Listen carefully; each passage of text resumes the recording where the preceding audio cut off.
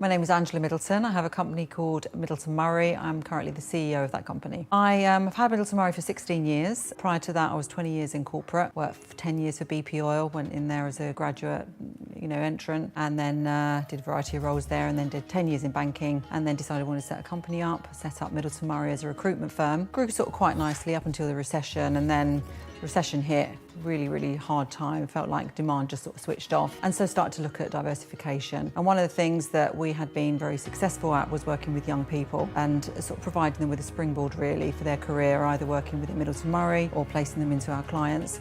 And so when I heard about government-funded training, firstly working with newly unemployed professionals and then secondly apprenticeships, it just seemed such a natural route for us to take, and really became our niche, and we sort of took off from there.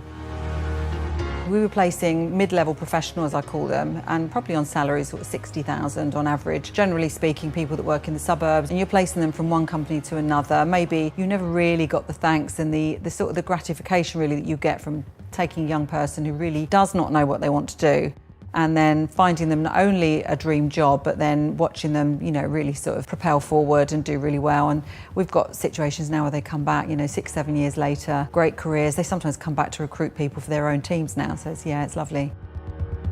We realised very quickly that there was a big education piece necessary with the levy payers, so we put together a consultancy offering which was chargeable. We went to companies where we would help them first of all work out what the amount of the levy was going to be for them. The second part then was to introduce them to all the different frameworks and standards there are available, and then to help them look at what their current training plans are, what their potential training plans are, and try to map the content of that across to the apprenticeship standards so they could work out which types of apprenticeships they might want to use. Then we would work with them to see what their recruitment plans are, to see how many young people they might take in versus how many existing staff members they might upskill. And then taking all that into account, we would say, okay, well, your levy pot's going to be this, your training plan is going to incorporate this type of apprenticeship, and this is how you're going to spend your levy. The education piece really is very important. With SMEs, they will not take on an apprentice unless they know about it. So you have to bang on their door and say to them, look, there are requirements for upskilling here. This is how we can help you.